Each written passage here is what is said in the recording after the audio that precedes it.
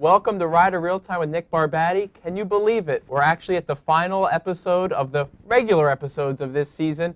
We still have the big holiday musical coming up, but today's guest, we're actually in the middle of Family Weekend, so the heart of Family Weekend, the Director of Campus Life, Dave Keenan, will be with us when we come back. So slow it down, you move a little too fast. You take a deep breath, you make this last. These should be the best days of your life. We are back with someone who was long considered a dream guest in Real Time, Mr. Dave Keenan, the Director of Campus Life here at Rider, my boss as well. Well, that's true. I'm excited to be here. I can't believe I'm here. It's Real Time. Yep. This is great. Well, it's season 3, so I want you to understand that we've been telling everybody who's come on season 3 that we just wanted to get the kinks out before we started having some of the heavy hitters on campus here for Real Time. No. I'm not you're the heavy hitter. Look at the telly. Look at that. I don't have one of those. Again, once referred to as a doorstop, But I like it, and it holds the doors open quite well. Okay. So, welcome to Real Time. My pleasure.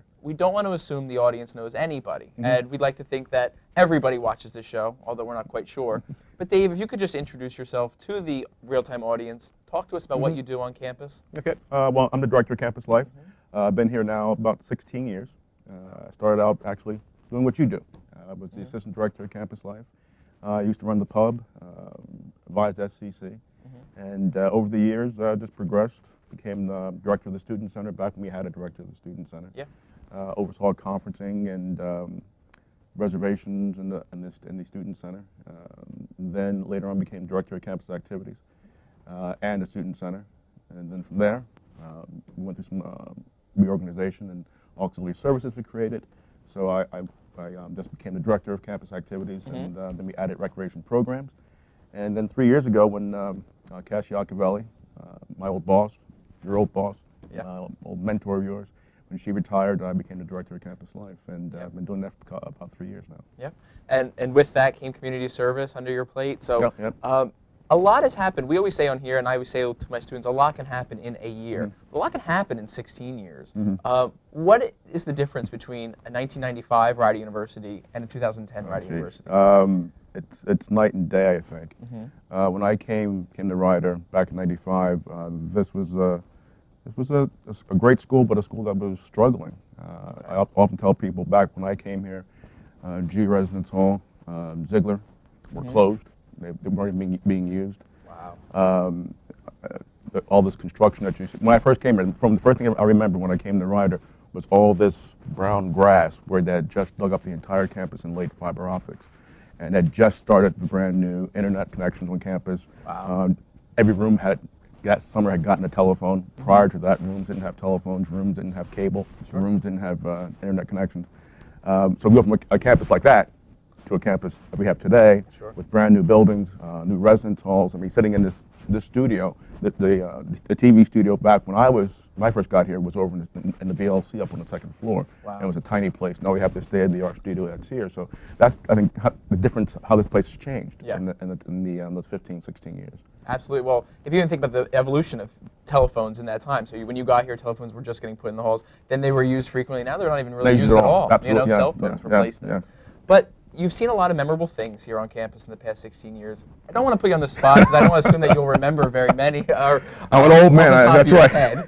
But is there any that stick out to you, memorable moment-wise? Maybe activities or particular events? That's a tough one in 15 years, trying to pick out one or a series of events that really stick out in my mind. For me, and you and I have talked about this, is Family Weekend. I always love that event. It's a very simple event, but it's a time when families and everyone comes together. And it's a really fun, exciting time on campus. If I had to pick one event that I think I really enjoyed, and this is not to promote your ego, but I think the first Midnight Mactus that you and I did together, about 3 years ago when we did Mactus Goes Medieval, and just the idea of recreating that medieval village outside and really expanding the Midnight Mactus to be more than just putting on a show. It was participatory and it brought once again the community together. I sometimes look at that as being one of the most fun events we did on campus. Definitely felt the most interactive, I think. Well, okay, this one may be a little bit more simpler to zero in on. You've worked with a lot of speakers that have come here over the years. The most memorable speakers, though, that you've seen. You're setting me up on this one. Well, I think I know you know what the answer's going to be. There were actually two. I Okay. would say speakers that really hit me. One that you're driving at is Congressman Harold Ford. Okay. I am a huge fan of the guy, and when he came here a couple of years ago, for me it was really exciting Sure. to meet this person. The other was Reuben Hurricane Carter.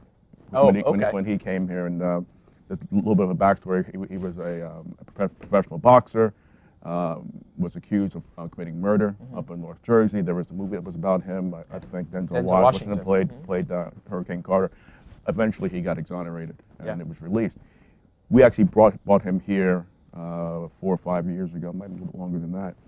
And the great thing about when he came here to speak was I was talking to his assistant during the speech, and his assistant said, "I'm amazed he came here." Oh. And I said, "Well, why is that amazing?" He said to me, this is the first time Reuben's been back in New Jersey since he was released from prison. He had vowed never to come back to this state. He had that much hate for what happened to him when he was in New Jersey. He said he would never come back. Matter of fact, the assistant said if he was going from New York to Washington, he wouldn't drive through bypass it. New Wow. Jersey. So but I talked to Mr. Carter afterwards, and I said, "Well, what made you come back?" And he just said, "I got the request from you, and it just felt it was the right time." And he came back, and it was a wonderful presentation that he gave, and that really sticks out in my mind. Wow, no, that was good. Actually, you mentioned the Harold Ford one. Yes, we saw him a couple of times speak. We saw him at the NACA conference as well when he spoke again, and he actually remembered you. Yes. From that. You remember my Prius? That's Yeah, what the he Prius. said. Yes. But actually, another speech from that year that sticks out to me as one of the all-time more interesting ones was the Michael Eric Dyson lecture. And what was interesting about that one was, from an event management point of view, Yeah. it was quite difficult because due to transportation issues, he was late by a good portion. About an hour. About an hour and a half or so. Yeah.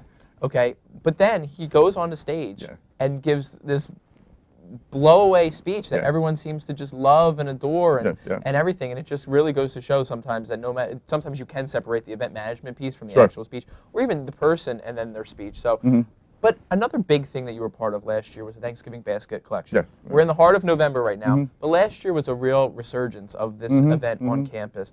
That was particularly special for you, I would assume. You got a lot of coverage on the Ryder website about that. What do you remember about that particular project? Yeah, it's interesting you bring that up. Yeah, that was probably one of my prouder moments too. I think being here at Ryder, and proud not just because of what we were able to get a lot of baskets, but proud about the community. Last year we were in the depths of really in the recession, and we got a lot of requests from area partners who needed a lot of Thanksgiving baskets to help support the community. The year before that, we struggled in getting Thanksgiving basket. I think we only got 150, 175. We wanted 300. Sure. So we went into last year, we were really concerned that because we knew the requests were going to be high, and we knew how poorly we had done the year before. And it was amazing on how our community responded to our request. Far surpassed anything we thought we were going to do. I think we ended up getting 350 some odd baskets. Sure. And we're able to meet every need that the community had. And that was a really special moment.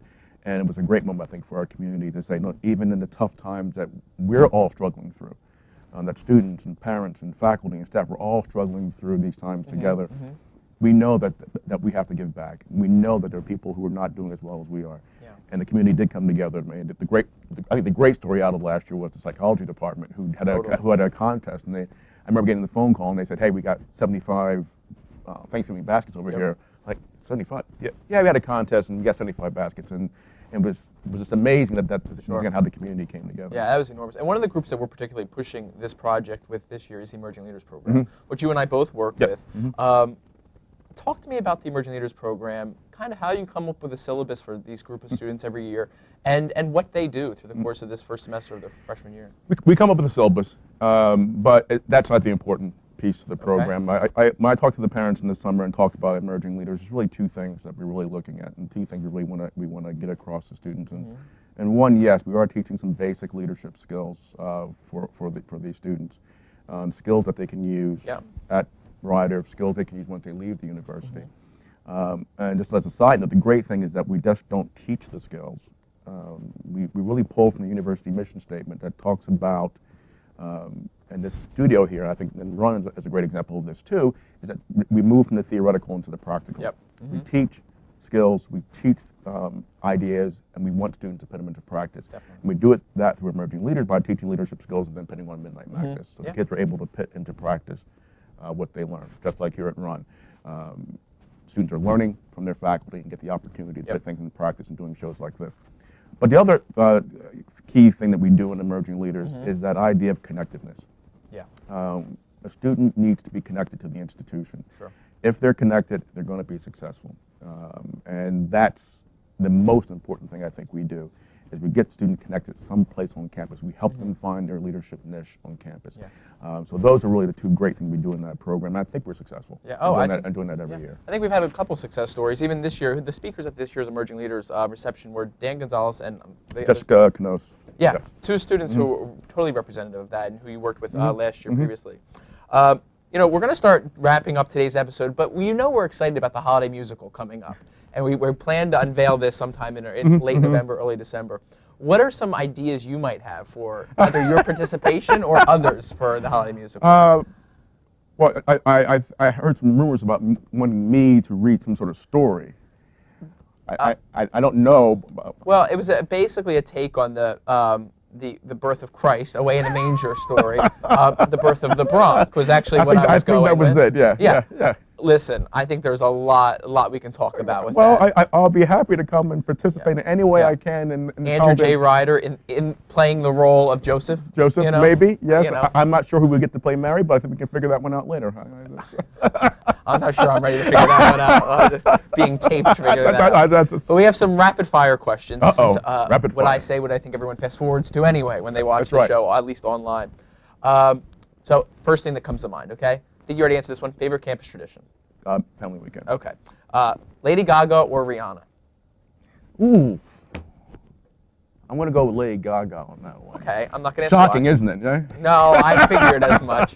I think she had you at the meat outfit. You know? Favorite professional wrestler? Ooh. What was the guy? He was the prison guard.